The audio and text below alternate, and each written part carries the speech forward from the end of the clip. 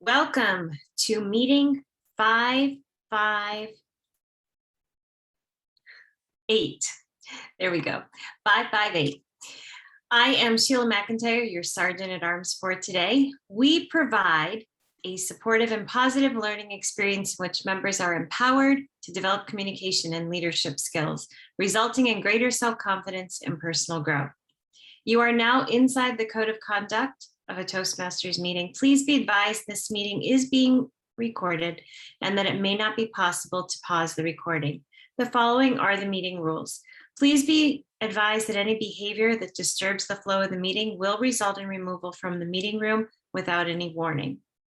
Please ensure that your noise-making devices are either switched off or on silent mode. And as far as possible, please keep your videos on and audio off and applause flowing throughout. Be the kind of audience for others you would like to have for yourself. Additionally, please speak responsibly on religion, sex, and politics in your speeches. Toastmaster of the day, Table Topics Master and General Evaluator, please ensure a smart audio video check before handing over to respective role players. Role players, please make sure that you rename yourself to include your role for tonight. Also, please acquaint yourself with the role of the timer. The timer will use a background change, screen sharing to indicate time using one of three cards. Green means you've reached the minimum qualifying time. Yellow indicates it's a good time to start concluding, and red specifies you have 30 seconds more or you will be disqualified. Individual session timings will be explained in due time. We encourage you to use the Zoom emoticons generously to encourage role players, and we sincerely request you to not send chat messages to everyone or the speaker on stage. In fact, please refrain from chatting altogether if possible and focus on the speaker. Reiterating, please stay on mute unless specifically asked to unmute. Polls will be launched after each section and they will be closed after 30 seconds. At this time, I would like to introduce the presiding officer at this time. I, at this time, hand it over to Distinguished Toastmaster Rupi. Thank you. Good morning, everyone. Welcome to meeting number 558 of Blue Quest. I'll be your presiding officer today, and it is an honor. We've had some backouts, but I also recognize that this is the festive season in India. And as such, some people have plans and some of those plans are last minute, totally understandable. So welcome once again. A couple of things before we get started. We have a couple of very capable contestants in this room. Our champion speaker, Elisa Schneider, has made it to the area level. So she'll be needing all our support. In fact, her speech is going to be her practice speech today for the humorous speech contest. Let's give her a huge round of applause. And next week around the same time, Anna Whistler will be taking part in the evaluation speech contest. So all the best to you, Anna. Do share the URL with us. And we would love to be there, even if it means waking up at 4 o'clock in the morning. Thank you very much.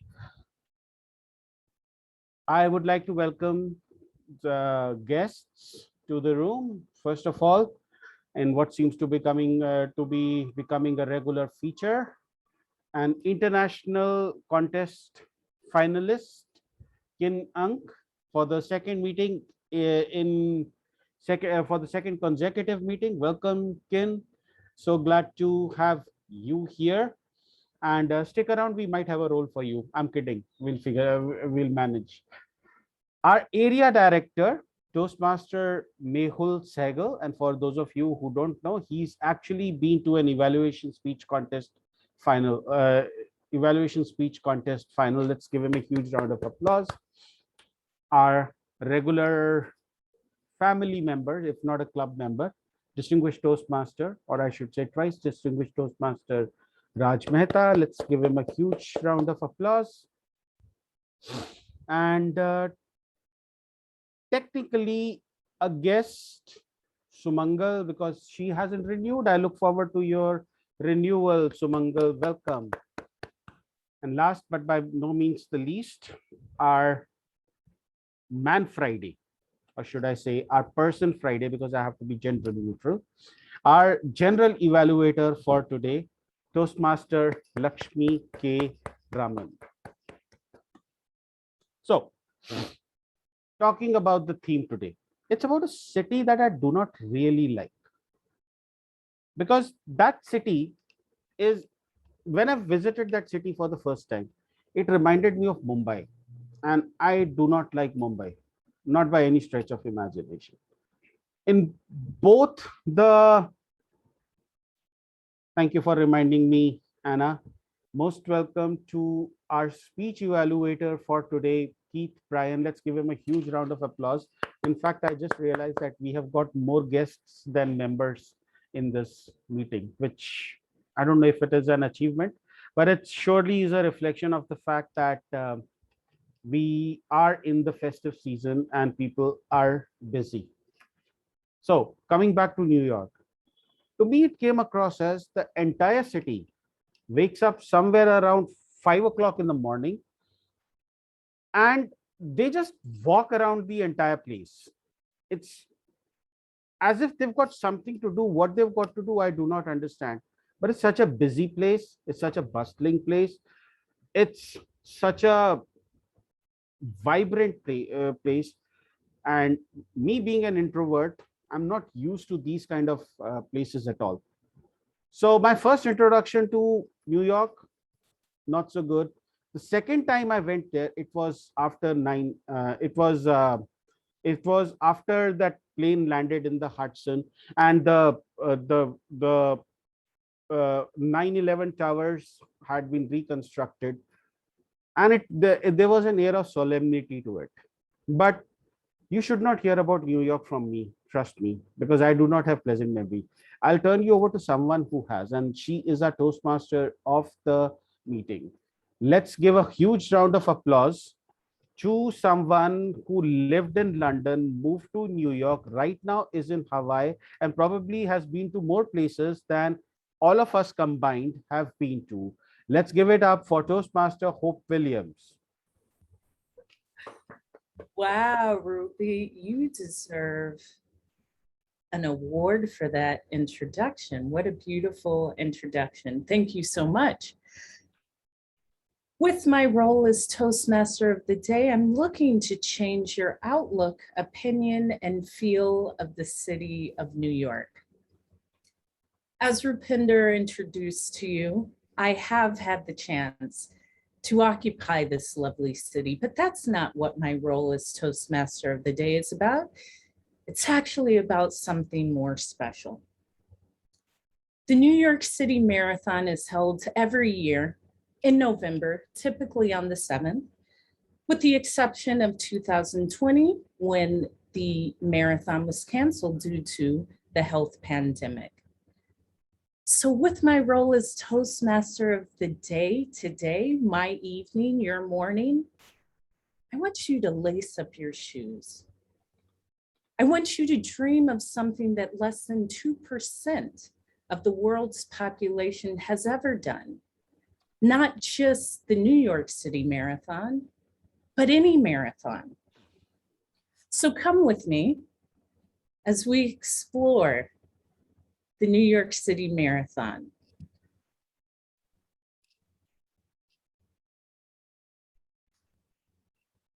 I would like to introduce this day as the race for more. Pace yourself as we sweat through the New York City Marathon during the race of a lifetime. During the marathon, you actually go through all 5 boroughs. Less than 20% of New York residents have been to all 5 New York boroughs. The marathon is a charismatic event. It has everything. It has drama. It has competition. Every jogger can't dream of being an Olympic champion, but they can dream of finishing a marathon. That quote is from Fred Labow. The New York Marathon The inaugural New York Marathon was held on September 13th, 1970. Created by Fred Lebau, who fled Romania with his Jewish family after surviving the Nazi occupation of their country. Traversing through Czechoslovakia, the Netherlands, Ireland, and finally settling in the United States in the early 1960s. Fred's intention was to just improve his tennis game, not to create a marathon.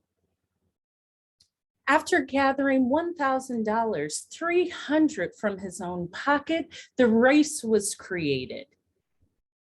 127 racers started the marathon, with only 55 crossing the finish line. The power of intention, the grace of persistence, and the vision of an improved tennis game created the tectonic shift for marathon runners for generations to come. What goal is bulky, voluminous, hefty, substantial, and can be accomplished similar to running a marathon, with taking one step towards the direction of the accomplishment? I challenge you to lace up your imaginary running shoes and walk to the starting line. See yourself at the start with excitement for your path, and fill your mind with the feeling of completion. Do you hear that? It's the sound of the whistles for the starting line. Let's go to the first borough of Staten Island to start the race. And with that, we will start our meeting with our speakers.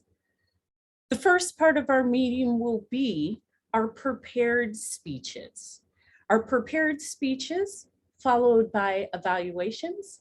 We will then have our wonderful table topics, one of my favorites, and round it all out with our general evaluator speaking about the feeling of our meeting. At this time, I would like to call our general evaluator and have Lakshmi explain the roles of today's meeting. Lakshmi, the meeting is now under your control. Good morning, good evening, Hope Williams. It's a pleasure seeing you from New York, through New York, from Hawaii, so many countries and so many places. It's a great experience. You can see me standing, like at the New York this thing. Well, anyway, as a general evaluator, let's come to the part. Good morning, fellow Toastmasters leaders and dear guests. I'm going to play the role of a general evaluator today. And as a general evaluator, I'll be evaluating everything of today's meeting and what is there to be done, what not to be done. I would be taking a report, complete report, and would be submitting during the evaluation section. But without a team, it's not possible. So I have two sets of team. One is my speech evaluators. Wonderful speech evaluators would be evaluating the speakers over here. And number two, I do have my tag team who would be doing the time, our counter, and grammarian. First of all, I would request the timer, Toastmaster Mehul, to come on the stage and explain his role as a timer. Toastmaster Mehul. Thank you so much, Toastmaster Lakshmi. Hello, everyone. Hello, hi. For the day. Let me quickly run you through. I'll be showing these slides as a timer today. For prepared speeches section, at 5 minutes, I'll show the green slide. At 6 minutes, I'll show the yellow one. At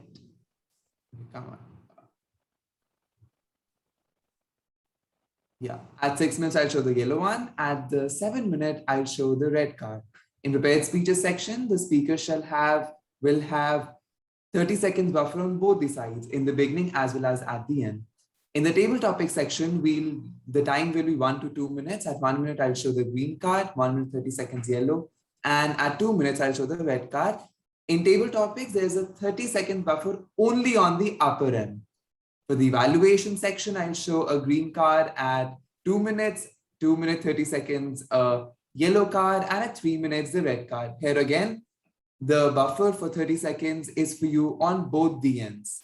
Thank you so much, and I'll be presenting my report when called upon by the general evaluator in the evaluation section. Over to you, Toastmaster Lakshmi. Thank you so much, the timer. And now I would like to call the counselor on the stage to explain about what is the role is all about. Toastmaster Anna Williams, I'm sorry, who is going to be Sumangal. Okay, Toastmaster Sumangal, please would request you to kindly explain your role. Thank you, Toastmaster Lakshmi. Fellow test, I am the R counter of the day, and as an R counter, my roles and responsibilities will be to catch the filler words and the crutches which cause the interruptions in the speech and which distracts the attention of the audience. So I'll be noting down the filler words like you know, I mean, right, well, so. Unintentional sounds like will also be noted. And I'll submit my report at the end of the evaluation session. Back to you, Toastmaster Lakshmi. Thank you. Thank you so much. The counter giving you a coffee without a sugar or milk, that's not okay. I mean, I don't think that you would like it. Today, we are going to have the grammarian who is going to cut us on wherever we are going wrong or right. So I would request the grammarian, distinguished Toastmaster Rupinder Singh on the stage, to explain his valuable role. The stage is all yours. Thank you, Madam General Evaluator. So today I've decided not to have a word of the day. I've decided to have a phrase of the day. And the phrase of the day is in the long run. Since our Toastmaster of the day is so hell-bent on talking about marathon and of course New York, two things I do not necessarily like. Let's have something related to a marathon, which is in the long run. And that is the phrase of the day. Example usages: in the long run, I grew to like New York. Or in the long run, it will prove to be beneficial to us all. Apart from noting the usages of the phrase of the day, I will also be noting down the good usages and the not so good usages, how we can improve. And I'll present my report when called upon by the general evaluator. Back to you, general evaluator. And everyone, all the best. In the long run, Toastmasters benefits us all. Thank you so much. The grammarian, during the meeting, I'll take the notes of everything that happened and doesn't happen. I will evaluate each and every participant in the meeting program and look for good examples of preparation, organization, delivery, enthusiasm, observation, and performance of duties. I'll submit my report when my turn comes and will take it for the benefit of the long run. Back to you, Toastmaster of the day. Thank you. Thank you, General Evaluator, for starting off our race. So let's get back to the course. The race has started. We are just at the beginning.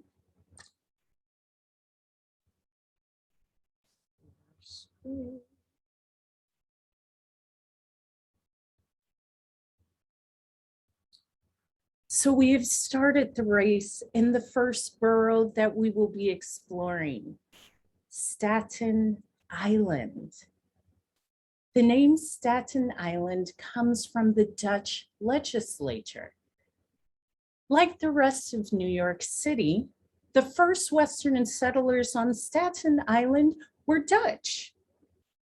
When they purchased the island from the Munsee tribe in 1630, they named it after Staten General, meaning the legislature that serves as the highest governing body in their home country.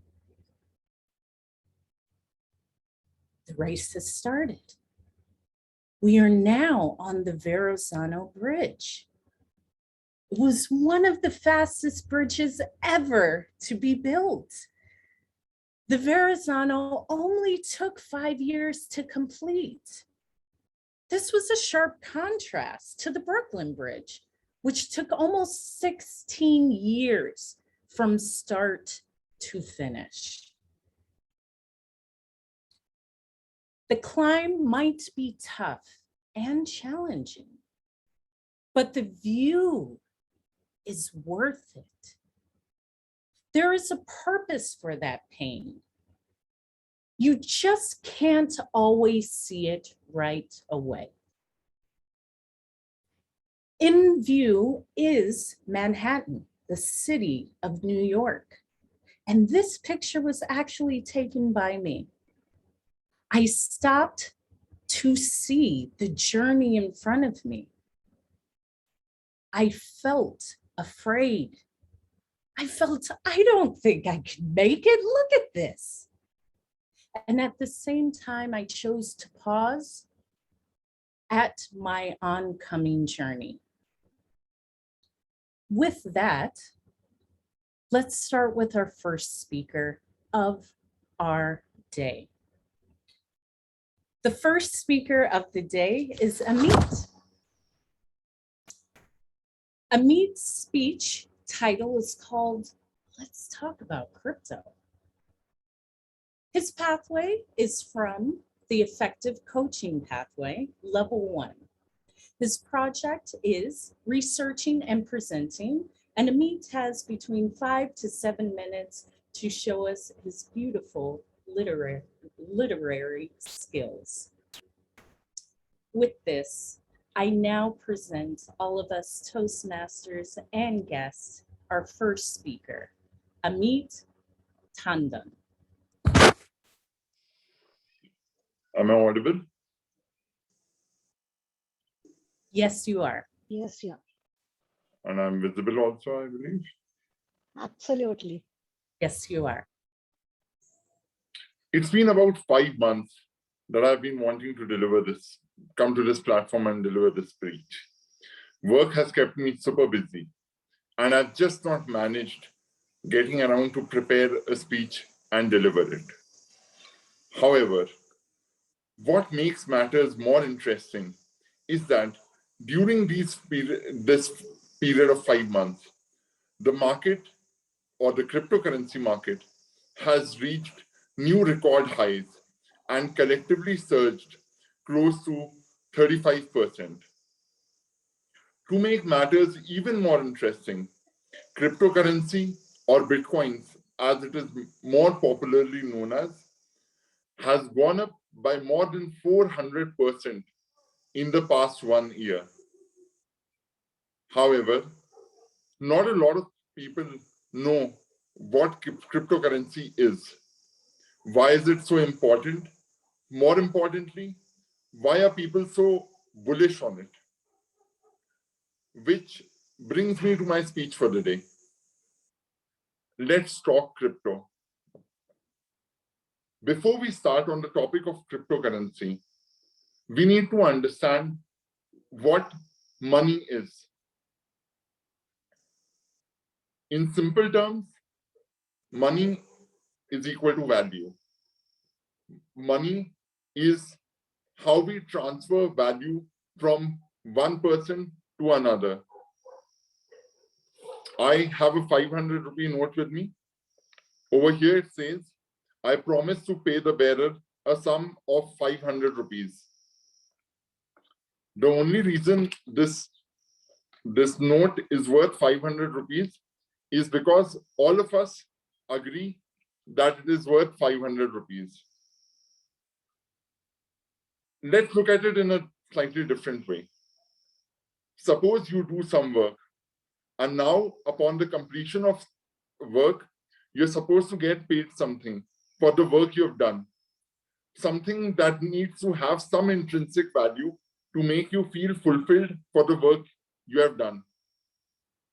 Now, this something has kept changing throughout the history of humankind. There was a time when money was not printed like this, and instead money was supposed to be a bag of rice. So I do some work for you, and in turn, what I get is a bag of rice. That was the barter system. That is prehistoric ages. That moved on. It got converted into nickel coins. Then it went to copper coins. Later, money was introduced as in the form of gold. As humans, we have put value in different things throughout our history. And whatever we put value in is what has become the money for that time period. As the world grew bigger, we ran into crores or millions and billions in population. Everyone started saying that we don't need more bags of rice. I keep doing work. I cannot just keep taking bags of rice as modes of payment. This is when governments of different countries came in and started printing their own currency. They promised the people that these notes, even though they don't have any intrinsic value of their own, they are valuable. I consider this to be a 500 rupee note because my government tells it to me as a 500 rupee note. Now, let us look at the problem with the current setup. Today, the government owns the money. The government owns the control and the supply of the money. They can print any number of these 500 notes. They can print, they can tell me that, this is a 500 rupee note today, and tomorrow they can demonetize this note, and then this particular currency note would have no value of its own tomorrow onwards. As long as the government is stable and the society at large has trust in the government, the currency is stable. But the moment this trust breaks, the money will collapse. Something is valuable only when it is in limited edition.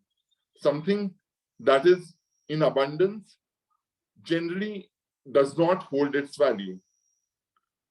For example, gold, platinum, and other precious metals, they hold their value because they are in limited quantity. Now, to solve these problems, we need something which is limited, and we need something which is decentralized. Limited in the sense that we cannot just go on printing 500 rupee notes in an unlimited manner. And decentralized, we cannot have money rest in one person, one identity, or one government, because today the government is there, tomorrow it may collapse, or something else may happen, and the money would lose all its value. To solve both of these problems, we have cryptocurrency. Cryptocurrency, it is the form of a digital currency which can be stored on your computer, transferred from peer to peer, which means basically there's no bank or central institution overlooking your transfer. Its advantages are, one, it is decentralized. There's no central authority that is governing your transactions. There's no RBI or federal bank in the US that is overlooking your transactions. There are no restrictions on whom you can transfer to, how you can transfer to. It is secure. It is something that is run by it is something that is only accessible to you. It ensures privacy. No one else can access your account. And the last but not the least, it is limited in supply. For example, Bitcoin, the most popular cryptocurrency, it is expected that the total number of the very idea of Bitcoin, it will never exceed the 21 million mark. That is it for me. Thank you so much. Over to you, Hope. Thank you, Amit. Timer, may we have 1 minute to send any feedback to Amit with his wonderful speech, Let's Talk Crypto.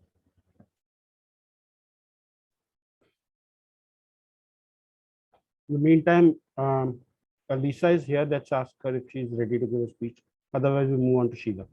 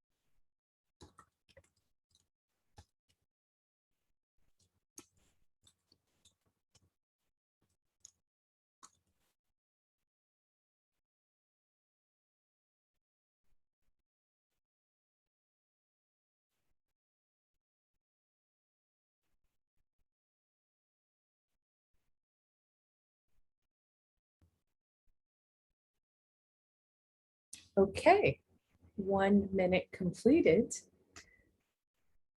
Let's continue with this wonderful race and move right into our second speaker, which will be Sheila Mcintyre. Sheila's speech today is entitled Lighten Up.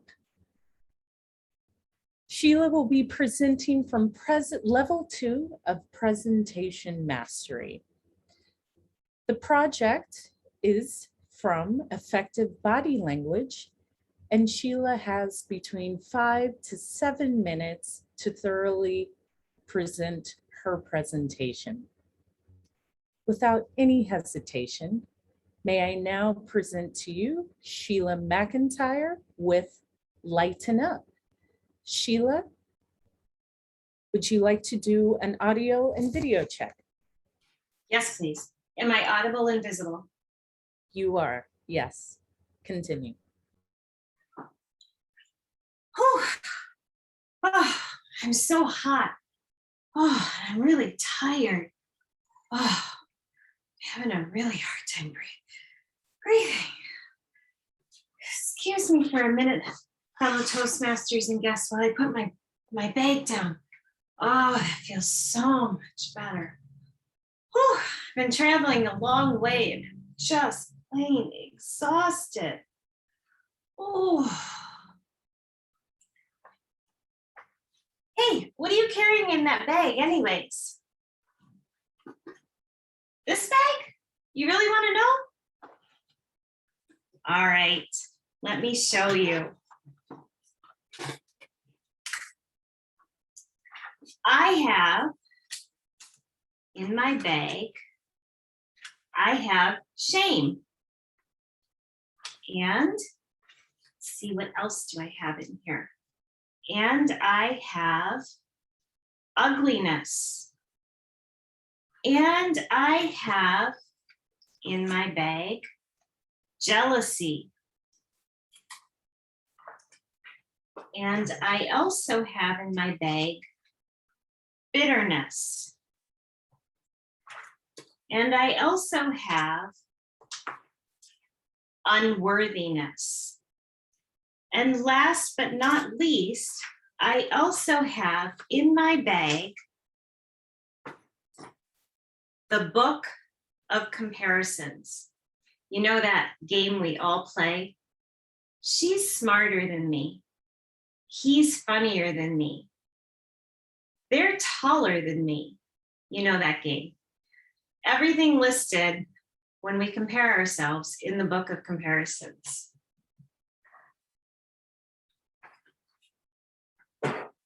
Why are you carrying all of those things in that bag? Well, you're not supposed to carry them around? That doesn't make sense. No way, you are not supposed to carry all those things around. You are going nowhere fast with all of those things on your back, let me tell you. But every time I do something, people are better than me. They're prettier than me. They're better at singing than me. They're better at talking than me. They're funnier than me.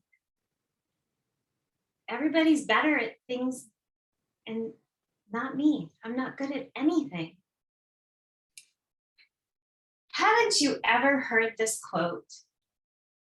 Don't compare yourself to others. There's no comparison between the sun and the moon. They each shine in their given time. I haven't heard that. But what does that have to do with my bag of insecurities? Don't you see? All of those things that you're talking about, those might be things you're not really good at. You're mediocre at them. But there are things that you do really well that you shine in. What do you do well at? Well,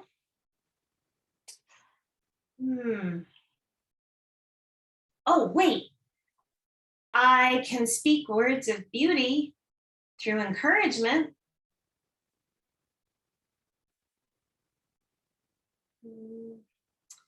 I also, I can empathize with other people. Wait, I know there's another one I'm really good at. Researching things. I am like a dog with a bone when you give me something to research. See, you're off to a great start. Good job.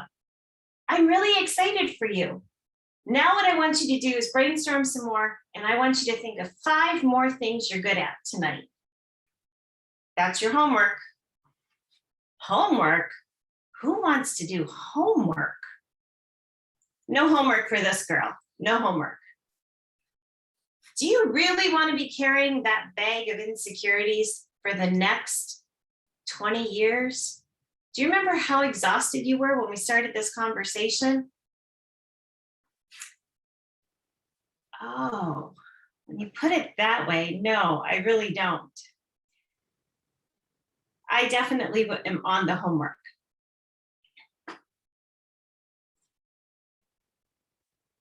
Good, I'm glad. Let me know what you discover. As I pondered my homework, I realized I was a work that the potter strategically created, crafted, if you will. My talents, my abilities, my gifts, my skills, all put together with my personality to create a unique me. So why am I comparing myself to everyone else? They're not anything like me. In fact, why do I want to copy them? It's what they call in Latin phrase, maybe you've heard it, I had not, sui generis, by itself, of its own, an original, unique. As I contemplated, I thought, I need to dare to be me. What about you? What insecurities do you have? And moreover, what talents, skills, abilities, gifts do you have? What makes you unique? So here's my challenge for you tonight, or this morning, wherever you may be. Lighten up that load of insecurities, that bag on your back. Lighten up on all those insecurities. And instead, lighten up the room wherever you go with your talents, abilities, gifts, skills that you have. After all, there's not another you. You are unique. Thank you. Over to you, Madam Toastmaster. Thank you, Sheila. Timer, may we have 1 minute? So we may give Sheila feedback from her speech titled Lighten Up.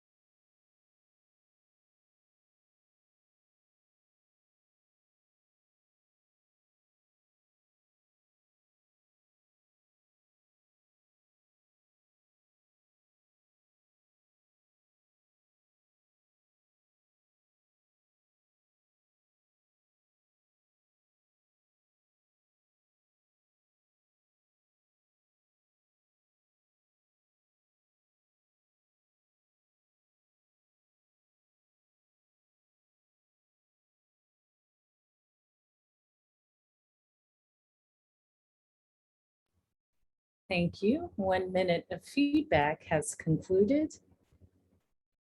And we now have our poll for best speaker. At this time, the poll should be popped up on your screen. Please choose your option for best speaker of the evening or morning.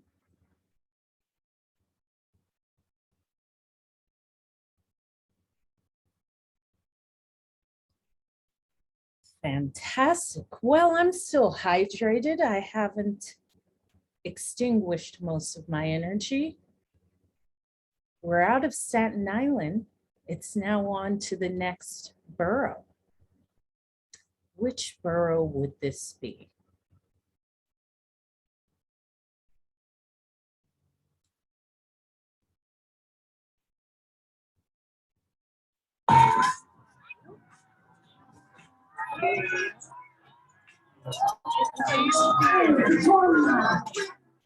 Actual real-time footage from my place. This is the type of energy we need to keep going. 26 miles is quite the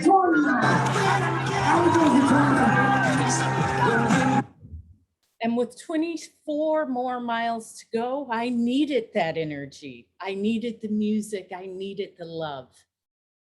Did you know if Brooklyn were a city on its own, it would be the 4th largest city in the United States by population alone?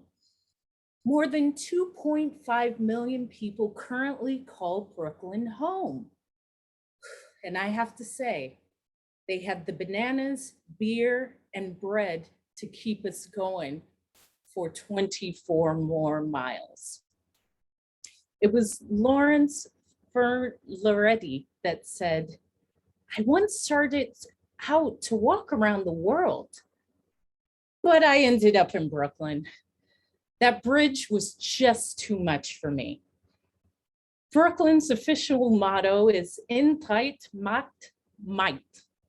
This translates from early Dutch to unity makes strength.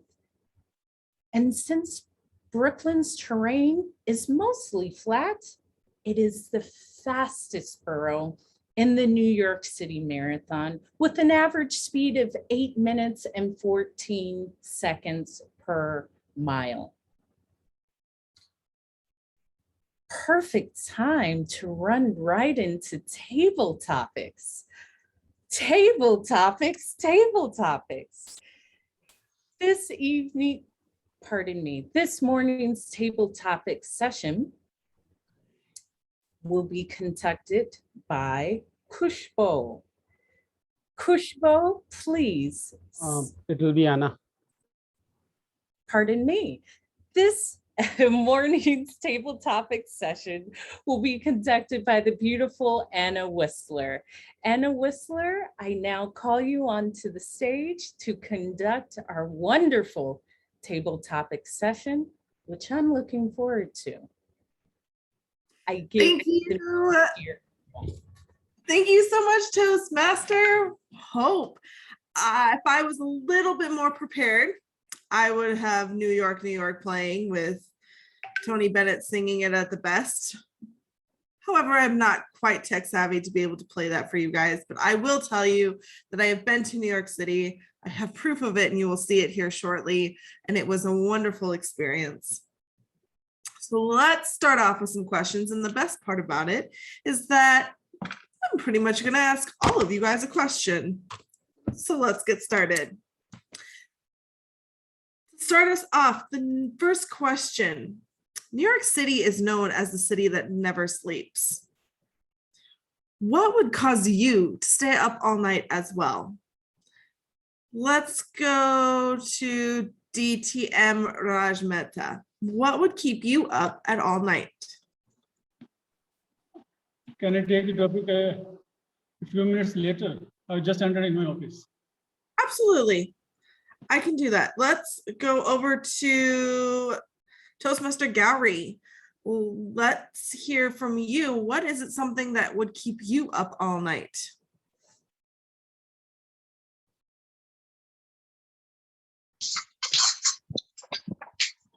Hello, good morning. Good morning. Can you please repeat the question? I'm sorry. No problem. So New York City is known as a city that never sleeps. So what would be something that would cause you to not sleep all night? All right. So what would keep me not asleep throughout night would be, of course, my assignments. Being a medical student myself, I have always been a midnight owl. And I would say that there is nothing comparable to a passion which keeps you awake all night, because there is nothing which can merge or equalize the reason of jeopardizing our health. So being awake means sacrificing and paying a price for our health. 8 hours of sleep is always important. So as a medical student, I have always felt that I have never ever kept up to that kind of sleep. And being a Toastmaster as well, I have always sacrificed my sleep to merge time zones, different time zones at times. But I kind of enjoy staying awake because it's the kind of passion, the love that I have for my medical studies, to earn, to gain the knowledge, as well as to network with people from all around the world in terms of Toastmastering. So I would say that something that keeps you awake should be a compelling reason. And that is my compelling reason. To be awake, I would say that there is nothing else which is more important. It's neither partying, it's neither anything which gives you joy, but it gives you some kind of inner satisfaction. So that is what keeps me awake all the time. It's my passion, my ambition, and the love that I have for my compelling reasons. Thank you, and over to you, Table Topic Master. I love it. What a wonderful answer. And that should be the thing that keeps you up, hands down. All right. Next question is, as we are exploring New York City, its different suburbs and areas, what is one city that is on your bucket list that you want to explore? Let's go with Toastmaster Sumangal. What is one city that you would love to explore? Thank you, Toastmaster Anna, for giving this exciting topic. So when you say that what is the one city which I want to explore, so I would say here that I have already explored that city currently last week, which was in my bucket list. And now I have to think of some another city to explore. So I would like to tell about the city which I had currently like last week explored, which was there in my bucket list from since like 4 or 5 years. That name That place name is Lahore Spiti in Himachal Pradesh. Of it, that is the topmost part, like not the topmost part, but it is in the north part of the India. So that place, it's completely like a barren mountains. You can see the Milky Way galaxy, and it was like a very small towns and the villages there. The people, the population at that place is around 100 or 50 people at in a particular village. So I would say that that was a completely silent, slow life I have experienced in that city. Apart, quite different from the populated and the fast life of our daily metro cities. The life which I have experienced, the nature which I have experienced in the slow and the silent village was like it did a magic to me. And I had, when I came back, I could not get over the memories of that place. So yeah, I have already explored the place which was there in my bucket list, but yeah, now I have to think about something else which I have to go. So back to you, Toastmaster Anna. Thank you.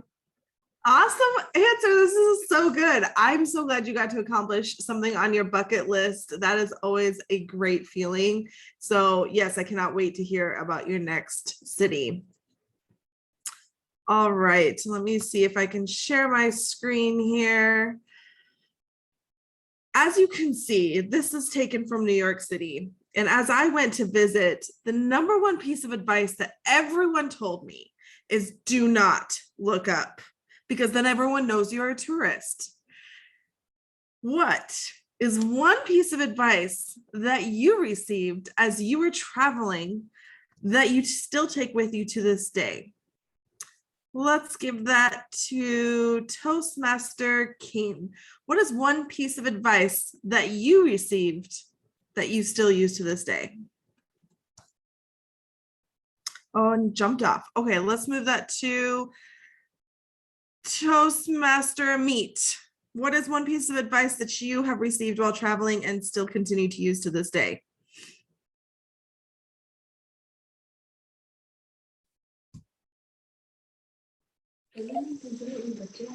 Hello, am I audible and visible? You are.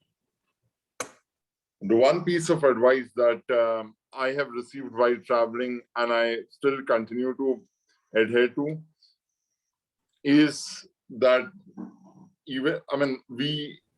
so as travelers generally, and as someone like me who is passionate about traveling, we have a habit of wanting to do too many things in one trip in itself. So, there can be a case of me wanting to travel somewhere, but then within that somewhere, I'll kind of add in 10 more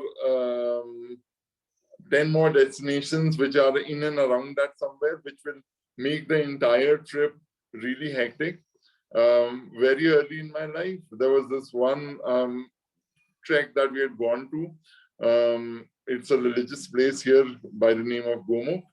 And that trip, instead of being a vacation, it actually turned out to be something which everyone ended up being even more tired after the vacation than they were to start off with.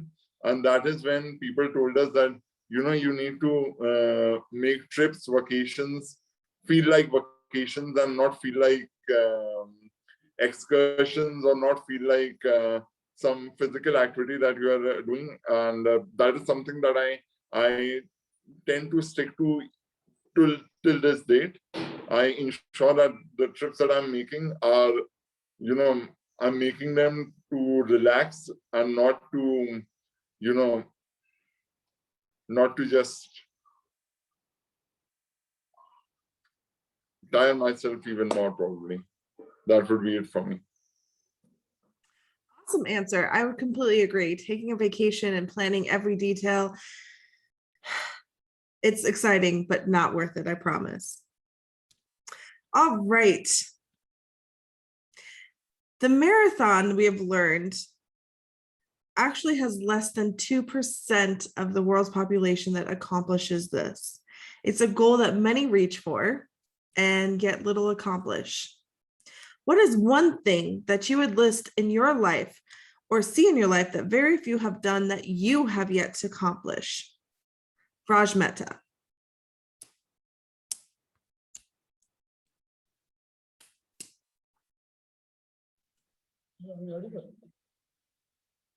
We can barely hear you. Am I audible now? Yes, that is better. Can you please read the topic? I was waiting. No, absolutely. So the marathon is something that less than 2% of the world's population has actually accomplished. It is a great achievement, and yet very few do. What is one thing that you have on your list that you want to get accomplished that may fall under that same category? Thank you, Toastmaster Anna. Marathon. People say that when we collect at a place and start running for a longer distance, it is marathon, but it's not like that. We in our life are doing many marathons. Right from the beginning of our birth till the end, there are many marathons. Marathons of achieving qualifications, marathon of getting better and better jobs, and marathon for bringing up your family in spite of many difficulties. Marathon of living and coming out alive after COVID. There are so many marathons in our life. So I don't agree that people who run for a long distance are doing marathon. Everybody is doing marathon. The point is, the point which I like about marathon is that you have to continuously do it. If you stop in between, you will definitely left behind. The world is running. Every moment we are in competition with somebody. We may be in competition with our colleagues. We may be in competition with our, relatives. All the way we are having competitions with each other. But at the same time, it is not touching at the last point. It is basically winning it. You may not agree that if we are just running and not winning, that is good enough. I do not agree with that. I think that if you are running for something, you must achieve. If you are running for better job, achieve that better job. If you are running for bringing your family to a level that you want to, you must bring that level into the life of the family. So it's not just running, you must try to win it. Then only you will say that you have successfully done your marathon. Thank you very much. Very well done, and a great piece on that. It is a goal to be accomplished, so great job. All right, you're about to see something that no one else has seen, but this is proof. Cannot believe I'm doing this, but for you guys, I shall do it. This is proof that I was in New York City.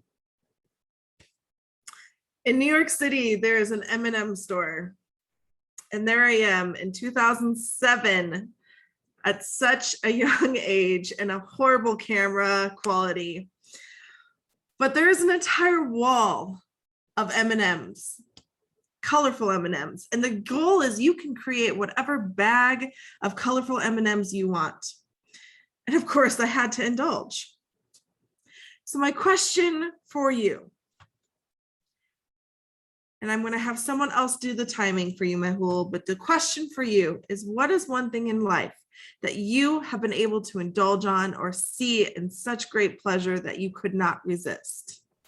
Toastmaster Anna, I would like to take a pass. I am not in a position to speak for longer today. Okay, not a problem. Let's Thank you. send that over to Sheila then. Sheila, what is one thing that you have been unable to resist or indulge upon?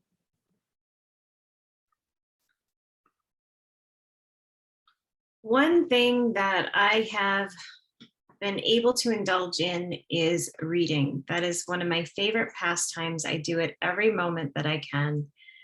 In fact, I love it so much that I actually beta read for authors. When they are looking to launch their book, I actually proofread their books and send back feedback to let them know things that make sense and don't make sense. And then I've also been on a number of launch teams gathering publicity for the books and getting people excited for it coming out, doing reviews. And it really works for me because I get free books in exchange for doing a review. I don't have to give a positive review, I just have to give a review. That has to be my number one indulgence, but it is closely tied with going to the beach and enjoying the water. I love spending time at the water, relaxing, enjoying hearing the waves. And in fact, so addicting is the water that while I'm studying or working, especially during the winter when feet of snow are accumulating outside, I will play beach videos and listen to the waters lap along the beach and think about what it would be like to be on the beach, soaking in the sun and enjoying the warmth of our summer that is gone all too quickly. Over to you, Table Topics Master. Thank you so much, Sheila. I completely agree. Although in Texas, we basically have summer all year round, and I have been tempted to drive down to the coast this weekend. So I promise not to show too many pictures for you. Our Toastmaster of the day shared a quote, and the beginning of it just caught my attention.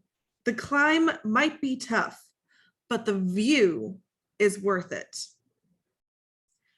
I am curious for your specific take on this, General Evaluator Lakshmi. What is your take on this part of the quote? Sorry, come again? Beginning of the quote, the climb might be tough, but the view is worth it. So what is your take on this and how has it applied to your life? It's definitely a great quote.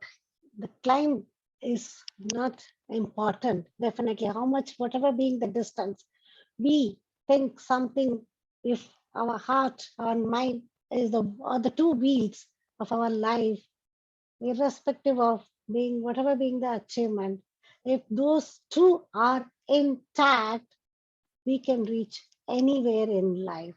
Whatever possibilities, whatever achievements, whatever goals we think, those two, if they are syncing together, they should be aligned together, because both the wheels should be aligned with a chain or something in between, have to have a proper alignment and have to have the same similar speed, which can take us anywhere, wherever we want.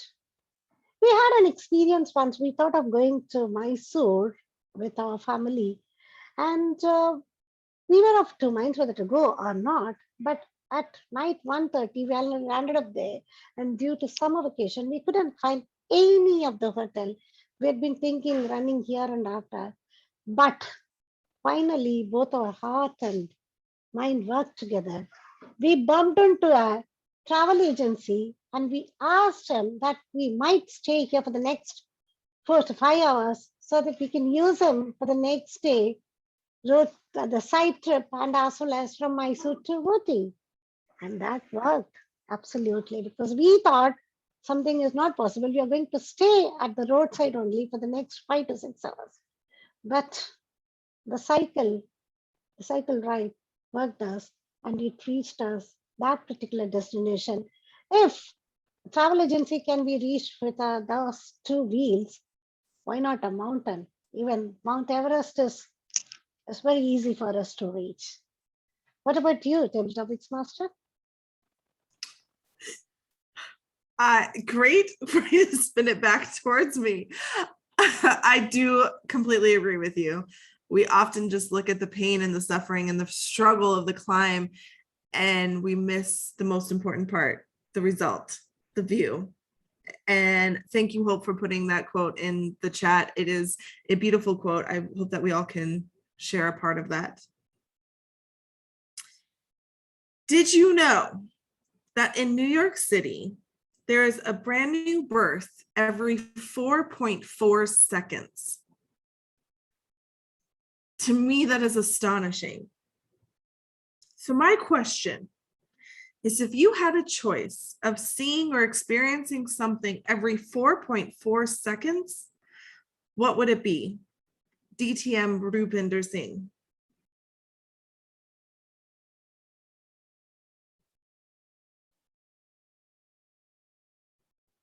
Could you please repeat the question? Absolutely. So in New York City, there is a birth that happens every 4.4 seconds. So if you could experience or see something happen every 4.4 seconds, what would it be? I often say that leadership is thankless on most of its days and selfless on the best of its days. And sometimes I wonder if the moments that are selfless, are they ever going to come again? But let me tell you something, that the moments that are selfless, the best moments of leadership, are worth living for. So if I was to relive something that would auto repeat itself every 4 seconds or 4.4 seconds, as a table topic master demanded, I would want to relive those memories every 4.4 seconds. Why? Because that would give me a motivation to look forward to something.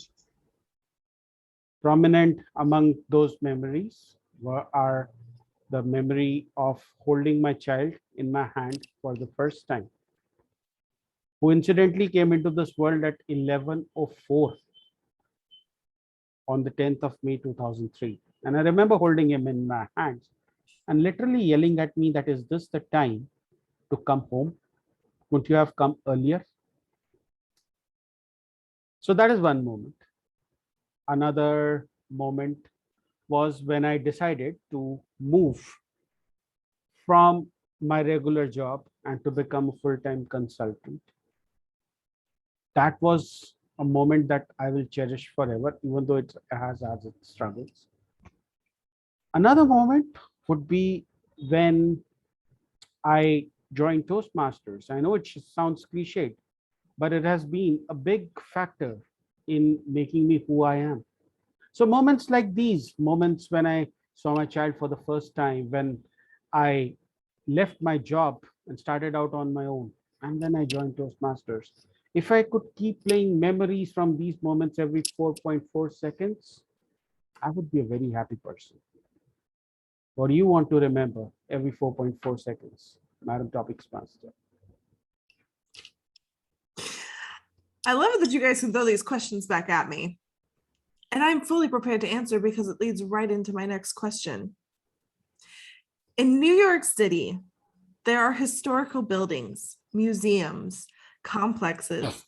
The history is endless.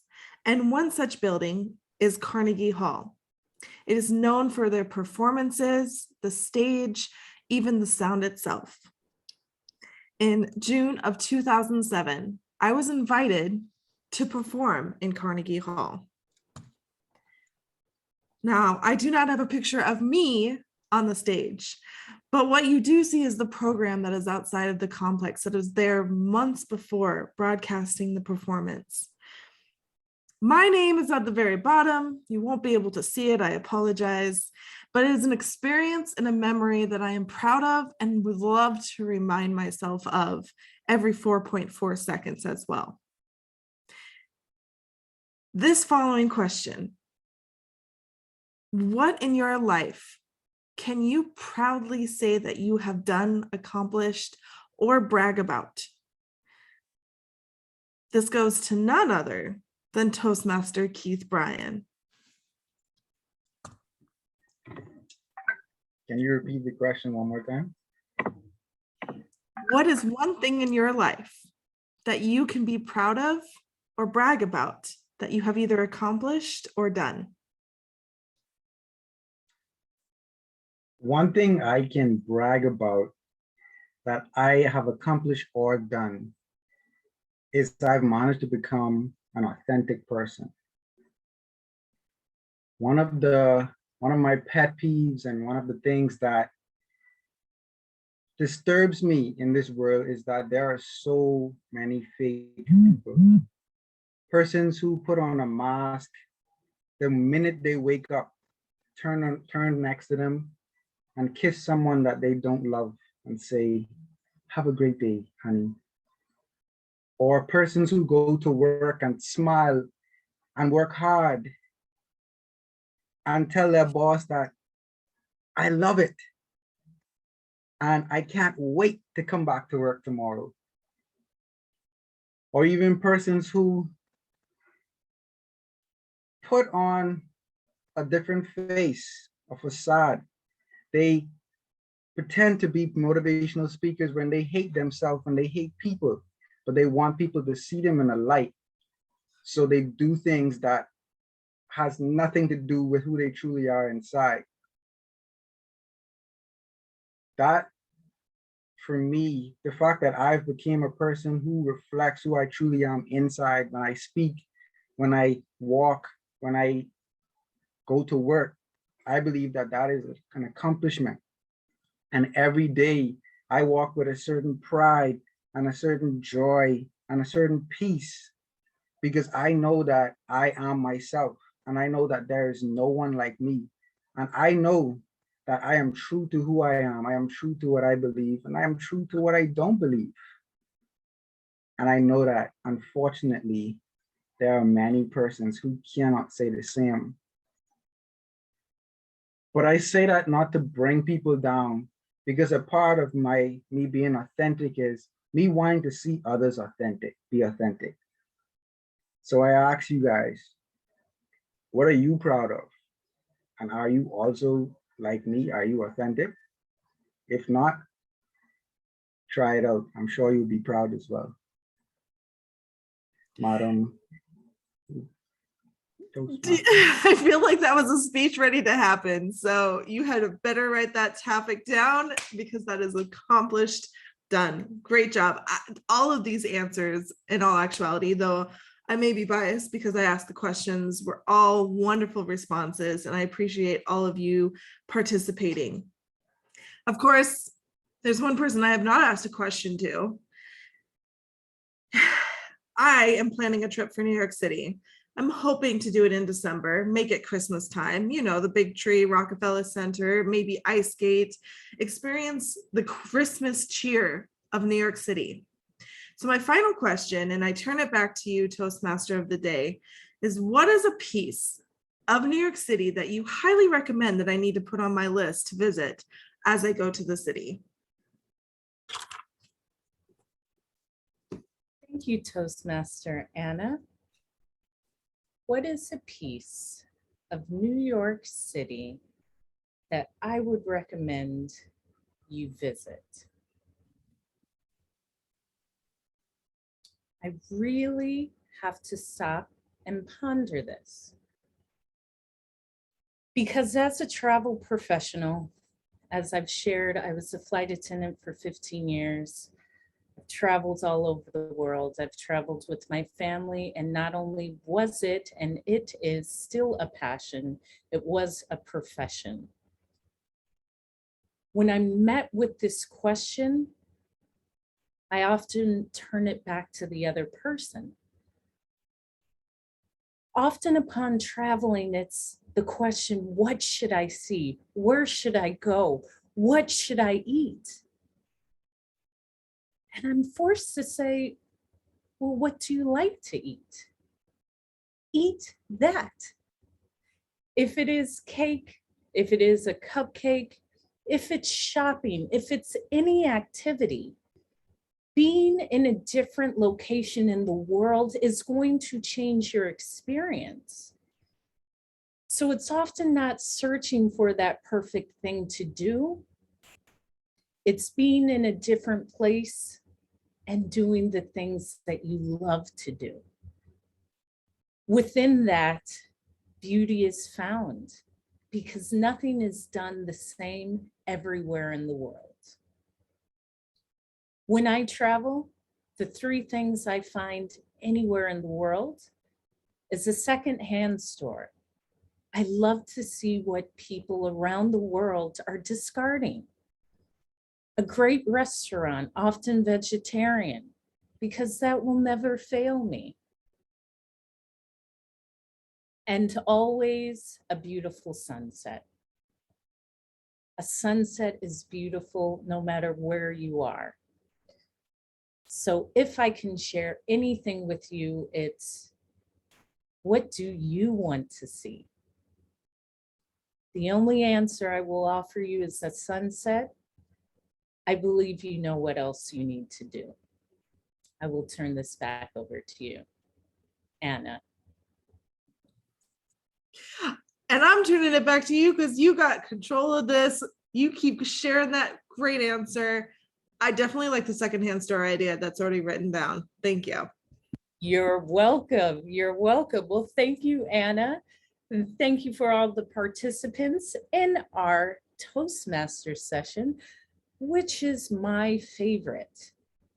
I did just share with Anna, my favorite places to go anywhere in the world is a secondhand store, a wonderful, wonderful restaurant, and often with a beautiful person or a nice gentleman that would like to share the experience with me. Let's continue on the race before we go into our evaluations. We're not even halfway done. A marathon is 26.2 miles, people. Let's say we're nearing the 12th mile. I mean, that was an easy, breezy warm-up for myself. I must be honest and say during the marathon, it was never about the run. It was more about experiencing the city from the inside out, not the sidewalks in. This is the only time in New York where everything is shut. Imagine yourself in the middle of the street looking out towards the buildings. It's so fulfilling. And with this, I will continue to share our journey through the city.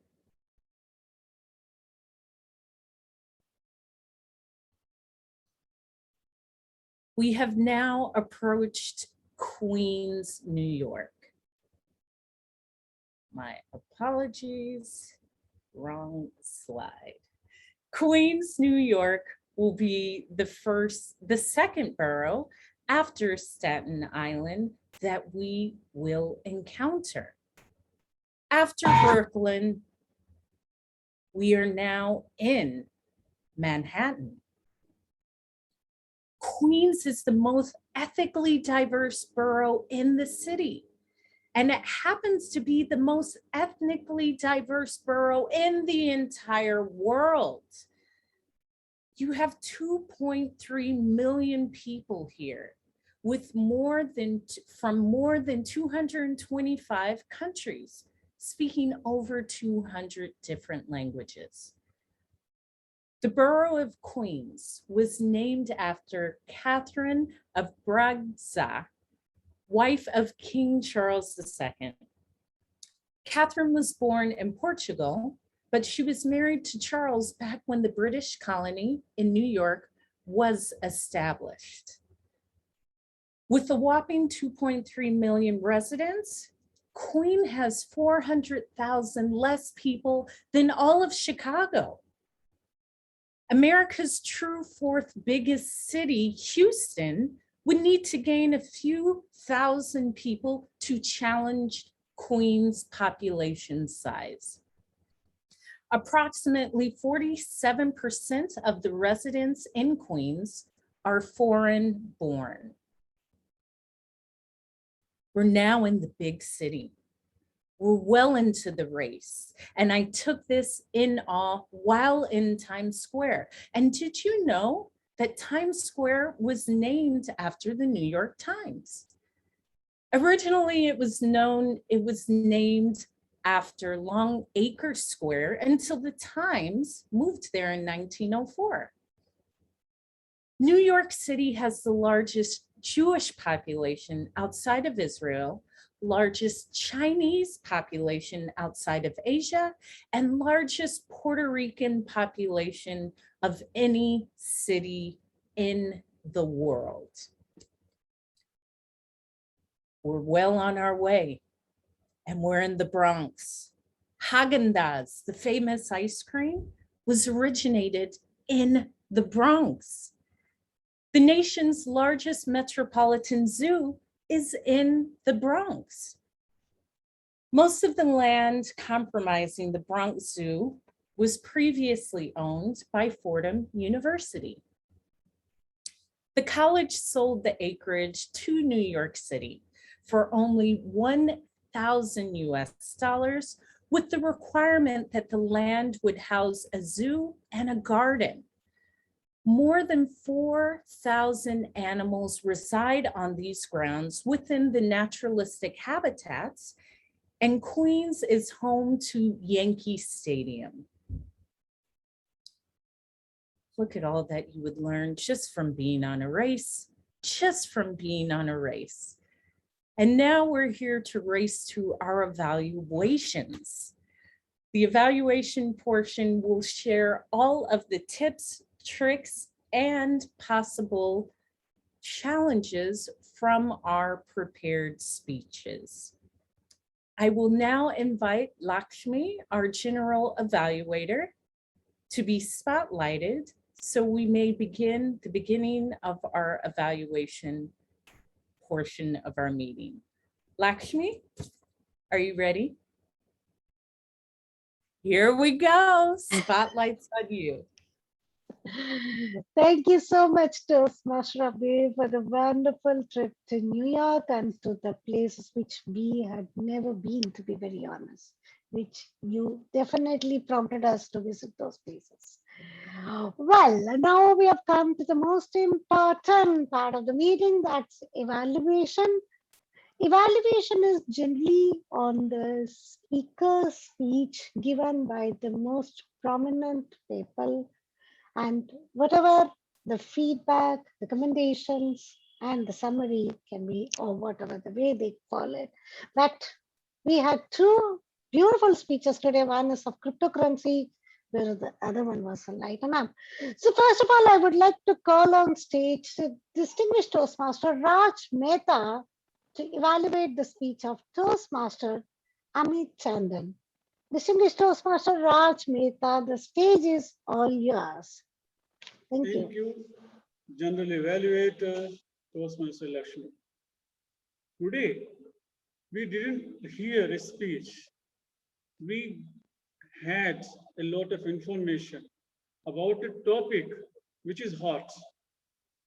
Every one of us might be hearing the word cryptocurrency, but very few of us knew about what cryptocurrency is and how it works.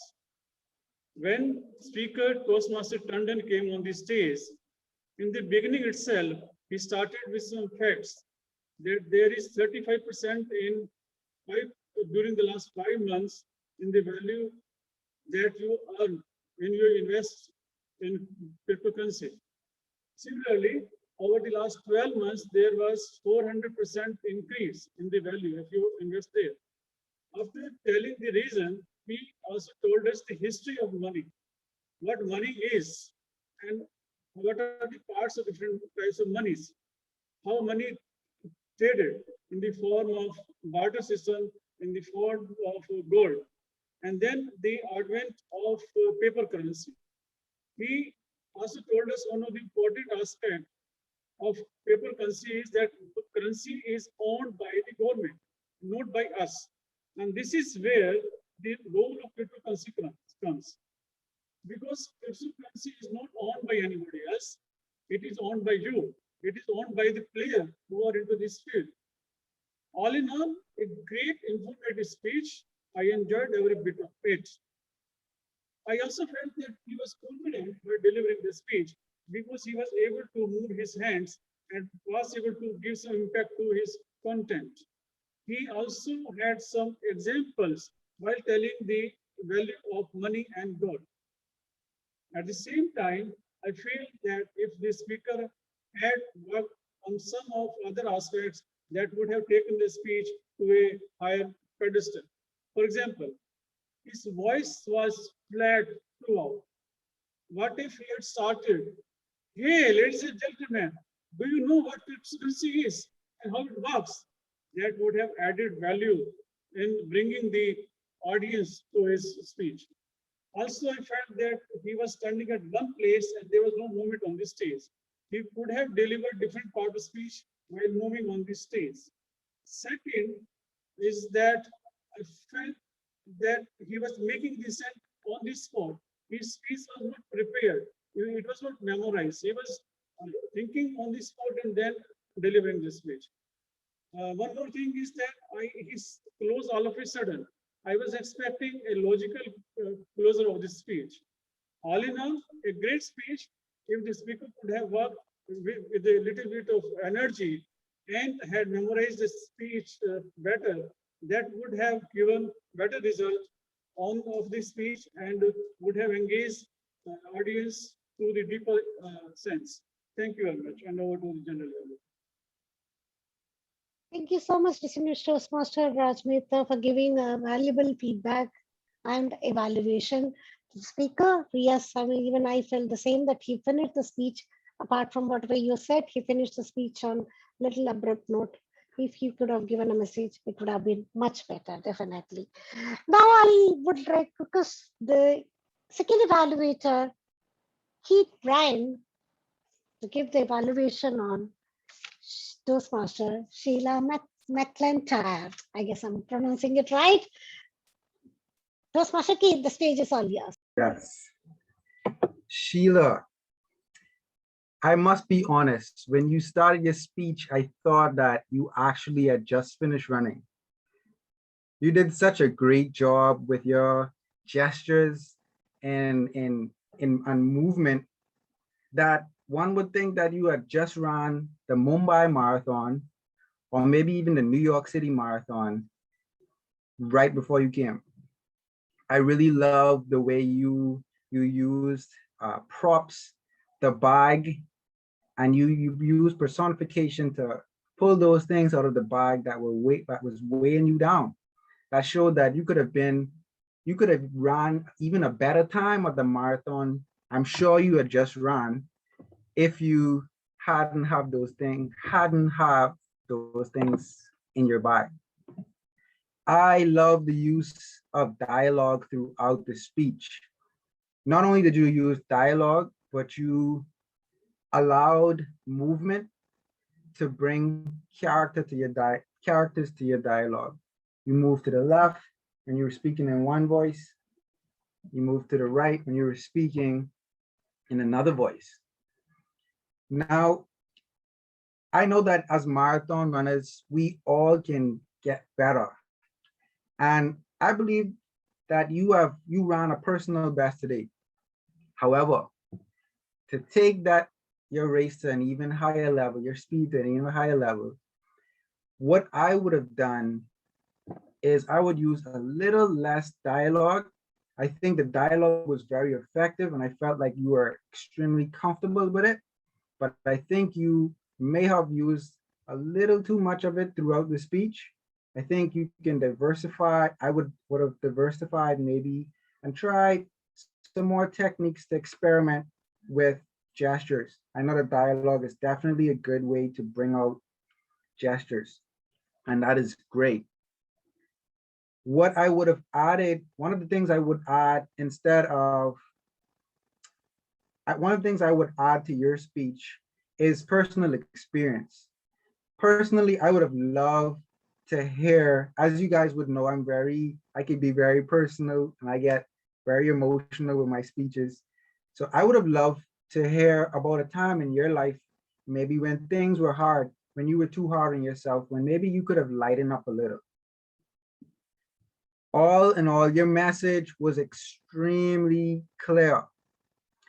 Your movements were very good and you encouraged us. I believe as Toastmasters, we are extremely driven, motivated persons who often need someone to tell us to just slow down, to ease up. it's gonna be all right to just relax. And what's the topic today? I missed it. Sorry. And just your topic. You said dare to be you. Thank you, Sheila, for a great speech.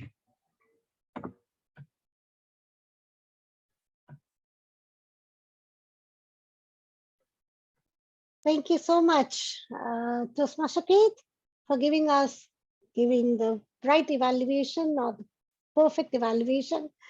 Definitely both the speakers will take it in the right spirit, and then which is going to help us in the long run. So now, before we move further to my evaluation report, I would request my CAT team to give us the report. First of all, I would request Taima to give us the complete report on each and every speaker of prepared, table topics, and the evaluation. I would request Toastmaster Mehul on the stage to give us the report, please. Thank you so much, Toastmaster Lakshmi. The report goes as all the speakers were qualified today. Let me assure everyone about that.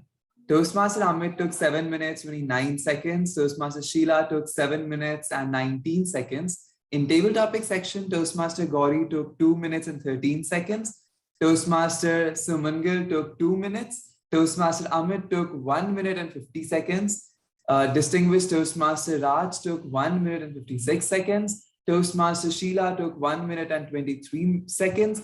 Toastmaster Lakshmi took 1 minute and 49 seconds. Distinguished Toastmaster Rupinder took 2 minutes and 24 seconds. Toastmaster Keith took 2 minutes and only 5 seconds. Toastmaster Hope took 2 minutes and 30 seconds in the evaluation section. Distinguished Toastmaster Raj took 3 minutes and only 1 second. And Toastmaster Keith Brian took 3 minutes and 22 seconds. That is on the timers report, and back to you, General Evaluator. Thank you so much, Timer Toastmaster Mehul, for giving us the crisp report on the timings. Now, I would request the R counter to give us how many fillers people have used today. R counter, Toastmaster Sumangal would request you to please provide us the report. Thank you, Lakshmi. And let me share my screen to provide the report, detailed report for the filler words used.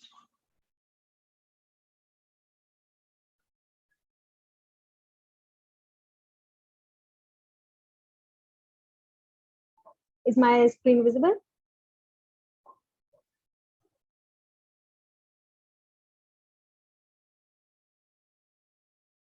Is my screen visible? Yes, it is visible. Yes, it is. Okay.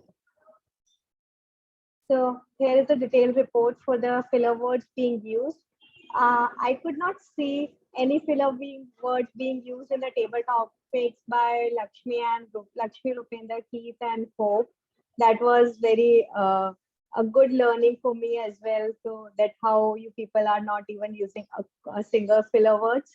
And yeah, so you can see the detailed filler words being used by every one of you.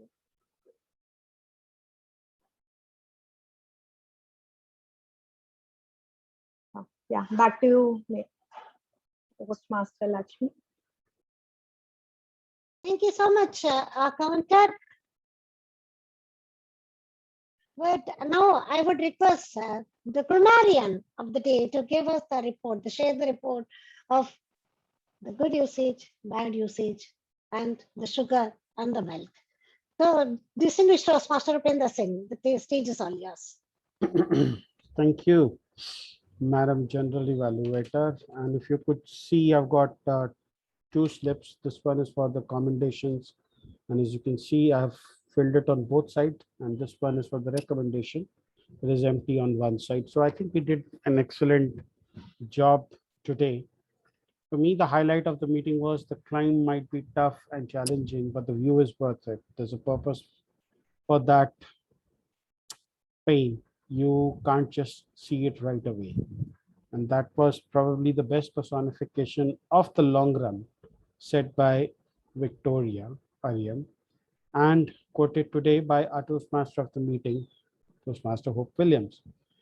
And as far as the word of the day goes, I can say that only Lakshmi used it in addition to me using it. So I guess the phrase of the day is a little bit difficult to master, but in the long run, the phrase in the long run will help you in the long run.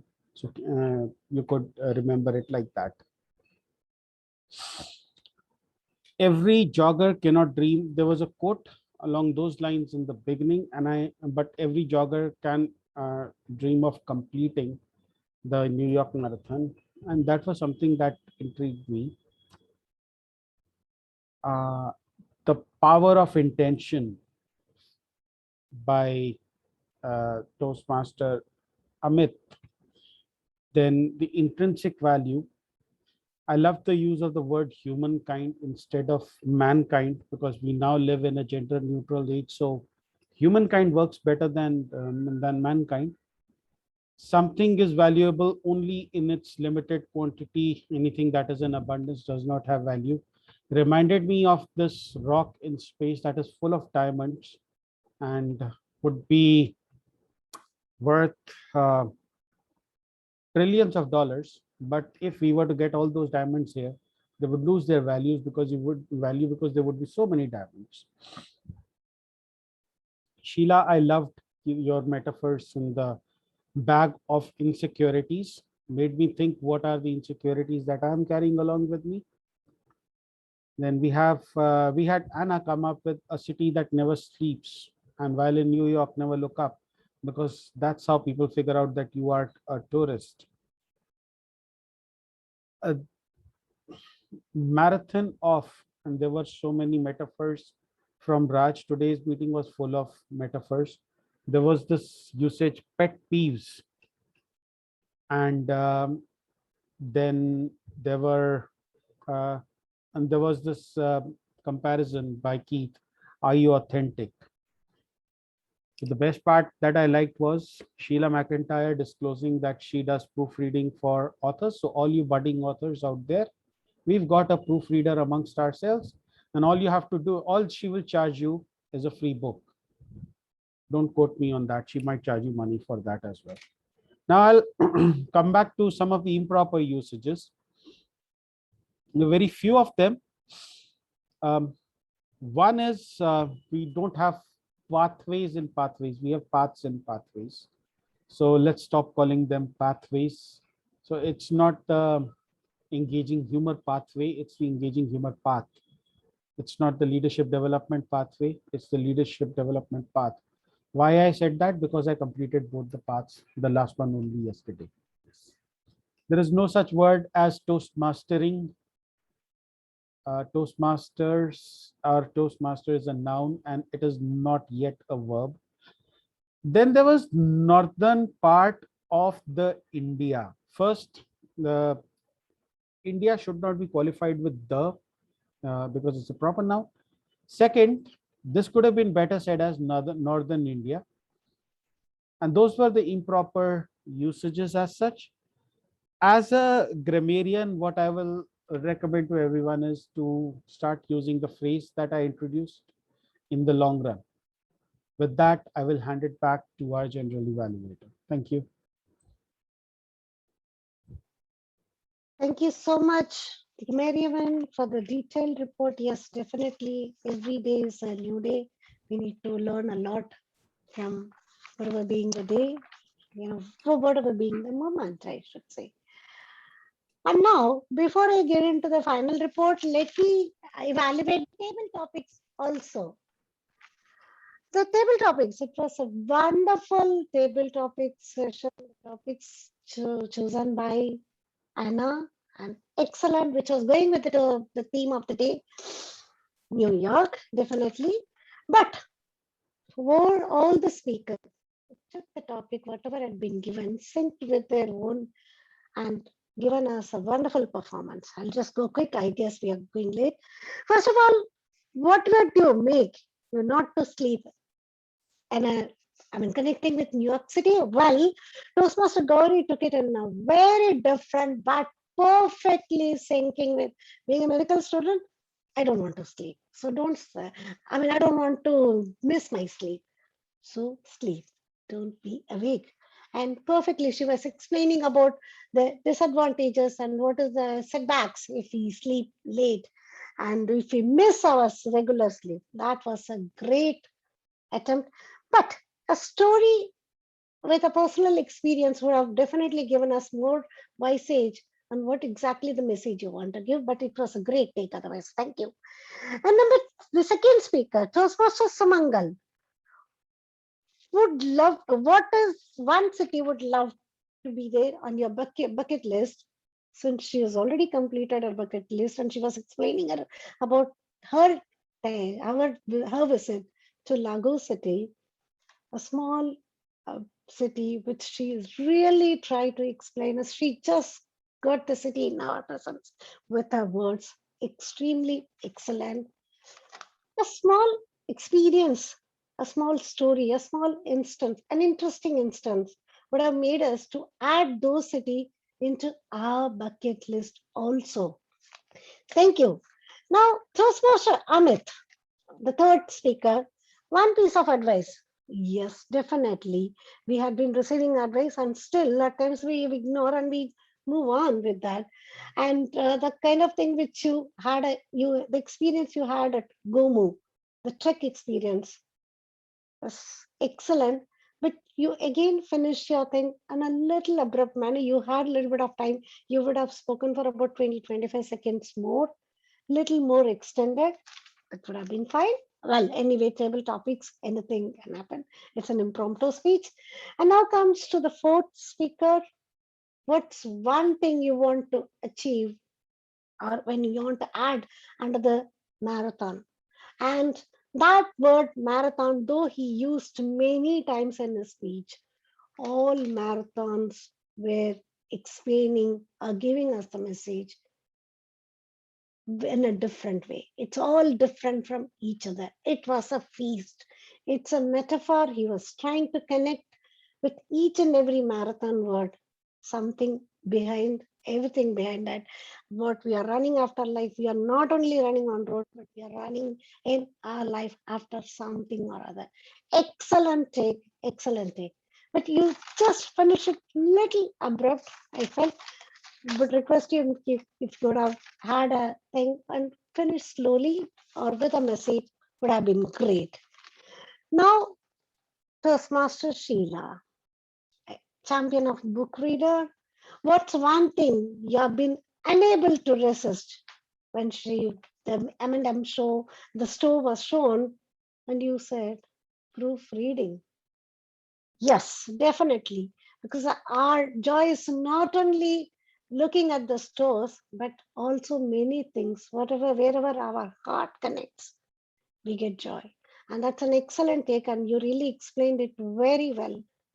Proofreading, wherever you have passion, and definitely you enjoy your stay, and you cannot resist indulging in it. Great take. The sixth topic, well, I don't know, you have to give me the thing because I was the one who was giving the speech. And seventh, the 4.4 seconds, what would it be?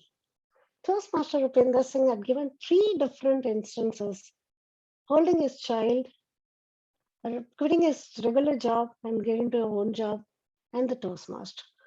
Though all 3 were different from each other, he connected it very well to say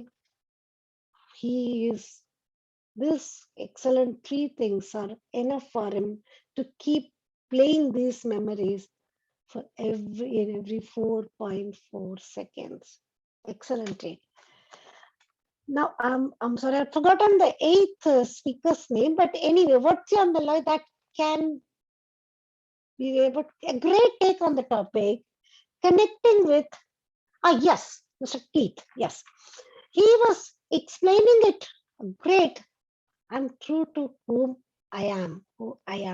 That was the strong message which you are trying to emphasize on your point. Yes, definitely. People who are not true to them cannot achieve in their life. And your message was so powerful. And it looks like a proper prepared speech. Well done. Kudos. speaker. And now the ninth speaker, places you would like to recommend. The Toastmaster of the day. I didn't know that we had a second-hand store. It was a message for me, and thank you so much. Next time I'll visit to any of the places, I'll be visiting that store also. And yes, great restaurant. That's very, very important. When you visit any place, when you want to enjoy, you have to have your proper food, and that's true. And a beautiful sunset. Absolutely perfect, because I enjoyed the second and third, but definitely first one I was missing. And you gave me an instinct. I mean, you gave me the motivation to go to second hand store. And it was an excellent way of explaining, catching you just where on the topic. And finally, you also said, what do you want to see? Instead of, asking us, and you ask that person, what exactly you want to see and what is your wish. That was a great thing. Excellent. Now, overall, we come to the overall meeting. Definitely the meeting started on time, and much before the meeting, all the role players just on the dais, ready for the show. And the sergeant at arms absolutely introduced the thing very well. But funny thing is, there is a cheerful quote, or a claps, or a kind of music, which in the early morning, definitely at 8 o'clock, can put us more into our edge of the seats. Perfect. The Toastmaster of the day theme was excellent. As I mentioned earlier, we missed many places in the world. We see only the places we see at Google or whatnot. But this way, you gave us a visage to the places, or the visage to the areas which are even more worthier than Manhattan or Statue of Liberty or Times Square or anything. Thank you so much. It was an excellent topic, and you did carry that with miles. You were traveling the marathon with your miles calculation, and that was wonderful. You had a clear concept and you were calculating it very well.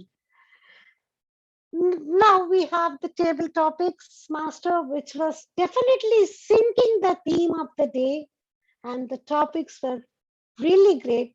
One, a small piece of recommendation.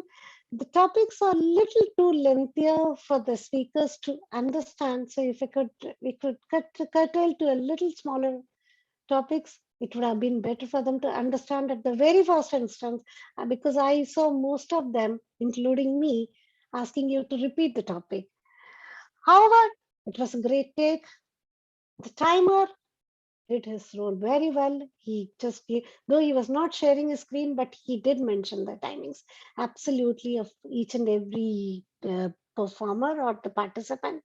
Grammarian, absolutely brilliant report. Our counter again shared a report, and that was excellent, so that we could see whoever has done what, where we went wrong and all. Speech evaluators, they followed the CRC, CRS method. Brilliant take on that. And the meeting went extremely well. And as a general evaluator, I don't have any other recommendations or any other points except the one which I pointed out. Thank you so much. We had a nice, wonderful New York trip today. Look forward to having more trips in the future. Over to you, Toastmaster of the day. Wow, thank you. Thank you. What a beautiful evaluation of the meeting, Lakshmi. I loved it. You were so thorough, so gentle, so kind, and I really appreciate your generousness with not only praise, appreciation, and areas of improvement. And I appreciate that I fit the bill. I did a great job. I have to say, Rupinder sets the bar quite high, and at times I'm unaware if I can fill that bill. I think I did today. Now, we've been running for a while. We've been at it. We're way past our 25th mile. I can see the finish line. I can see it. We started with the sun up. We've been running for 6 hours. Imagine this, 6 hours, but it's not the in-between. It's about the finish. It's about the completion. Whatever is in between a start and a finish is just what you must go through to accomplish the race. Be it the race for a goal, the race to accomplish something bigger than you can imagine, or this actual race called a marathon. Therefore, let's finish the race. Let's finish the race. The finish line is here. It's dark. We've done it. The music of a marathon is a powerful strain, one of those tunes of glory. It asks us to forsake all pleasures, to discipline the body, to find courage, to renew faith, and to become one's own person utterly and completely. This picture is taken by me. I oftentimes stop and appreciate exactly where I am in that moment. My first marathon, I had no set goal of a time of completion. I just wanted to finish. In under 5 hours, I could see this. Do you see those bright lights? That was the end. Not only was I filled with pleasure and joy of one accomplishment that I could then tick the box, but at the finish line, my then 7-year-old niece was waiting there. Auditions were rooting for you. Do it! You can do it. Oh yeah. See you later.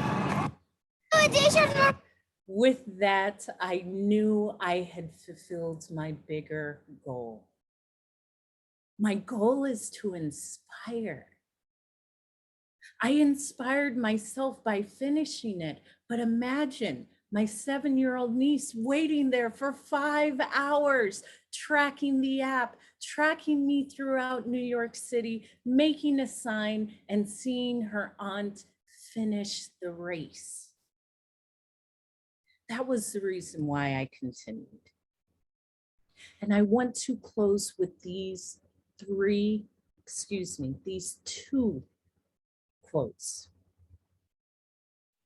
Truly, the person who starts the race is not the same person who finishes the race.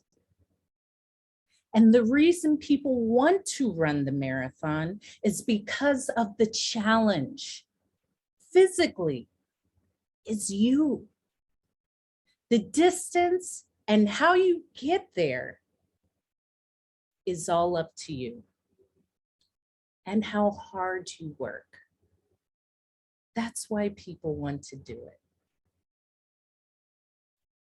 I've thoroughly enjoyed this time showing you one of my main accomplishments to inspire others. This race was something bigger than me, and I'll let you in on this. I didn't even train. I'm that amazing. I just started with the hopes of completing, and I'm a runner, so it wasn't that difficult. I ask you all to think of the marathon that's in front of you. Think of the 26 miles that you're hesitating to finish. And really put yourself in the position to feel yourself crossing the finish line.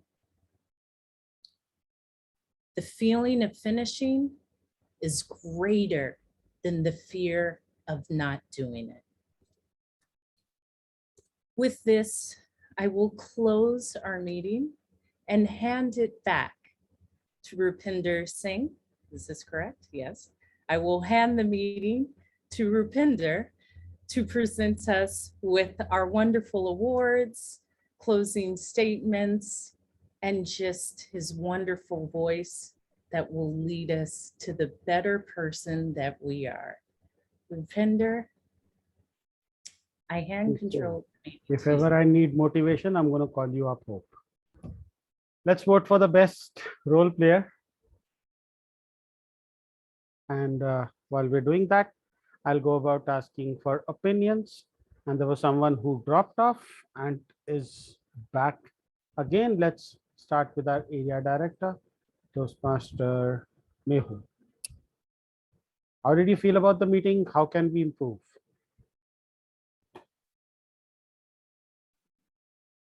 Thank you so much, Toastmaster Rupinder. Although I have put in my feedback in the chat window as well, but I absolutely love the meeting and hope certainly have put New York City on my bucket list and running a marathon just right below that. Thank you so much for that. I would just like to point one thing out. I found the evaluator introduction before the speech missing.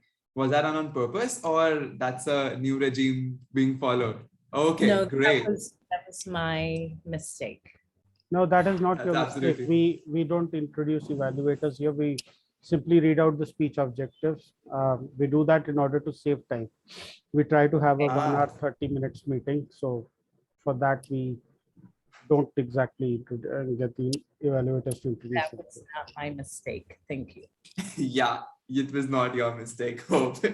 So otherwise, I absolutely love the meeting and great how you pulled it off on an Ashtami morning. So well done, Blue Quest.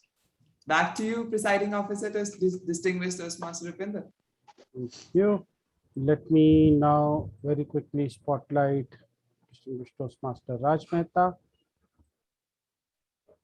Thank you, Rupinder Singh, DTM. Everything was great, but the one thing which I like the most is this in the closing statement by Toastmaster of the day, Hope Williams. It says the person who starts a race is not the same person who finishes it. And this is something which is the takeaway from today's meeting.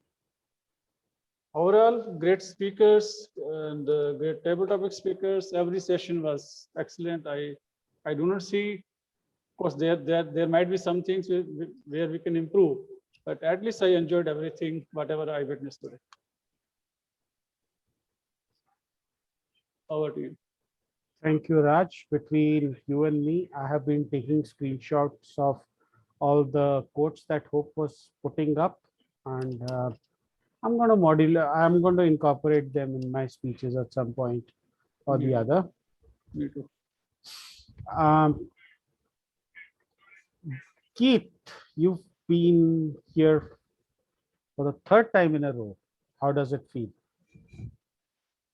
It feels like I want to come here every week. Right? I feel motivated to be a part of this club. I feel like you all are a great group.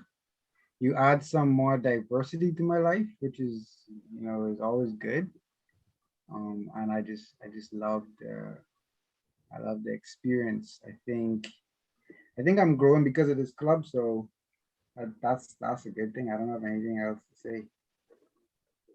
And what time is it out there right now? It's 12:28 a.m. and I have work in the morning. I will have Anna send you a membership form. Thank you. Thank you so much, Keith, for enlightening our meeting. And we had a new guest today coming to our club for the first time. Gauri, are you there or have you left the meeting? Oh, you are there. Dr. Gauri, if it is not too early to call you back.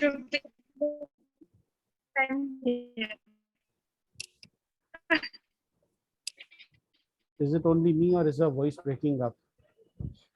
Voice is breaking up. Hi, Rupinder. Am I audible? Yeah, you're audible now. I'm audible? Yes, you are. Okay. I'm sorry. I'm having some network issue over here.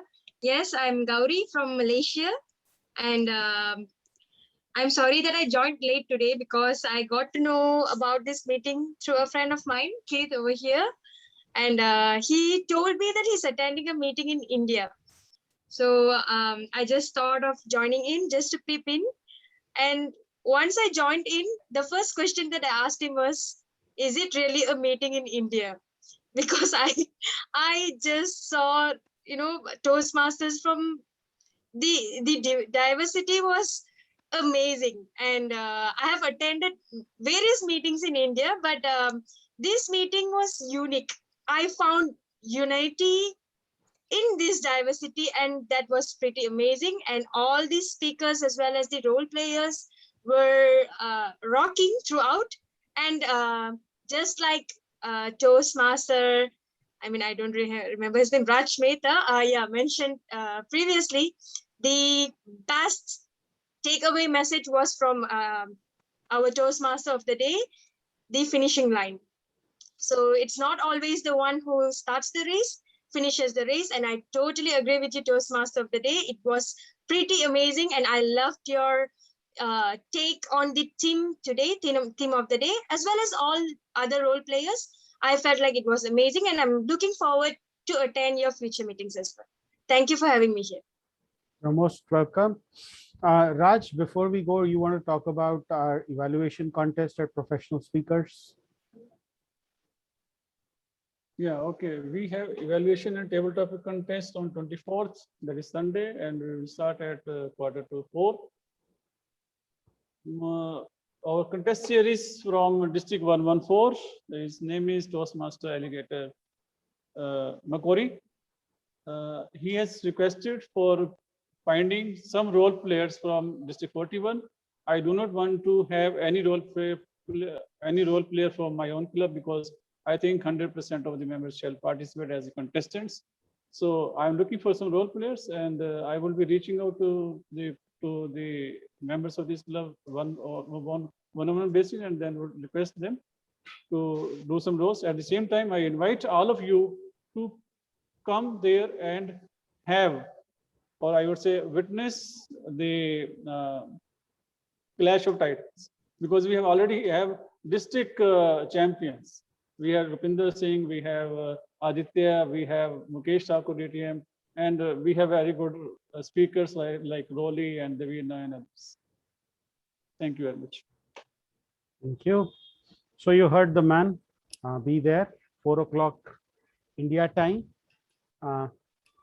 For the people from United States, it might be very early in the morning for you, but if you do manage to get up, I can tell you it is going to be a very exciting time for you and a great start to your day. Now I'll very quickly share the certificates, starting with the with the third best table topic speaker today, and it goes to Gauri. So you see, it does help coming to this club. You walk away with a certificate. Our second best speaker has Hope written all over it. So very congratulations, Hope Williams. Our best table topic speaker does not have Hope written all over it. It actually has Keith written all over it. Keith Bryan Jr. Great job. Now let's look at the best speech evaluator. I did not have to change the name. I just had to drag and drop from the best table topic speaker. The best role player, again, has Hope all over it. Many congratulations, Hope Williams. Our best speaker for today, well, you can take off that bag now, Sheila Mcintyre. So many congratulations to all the winners. I will stop sharing. I will also stop the recording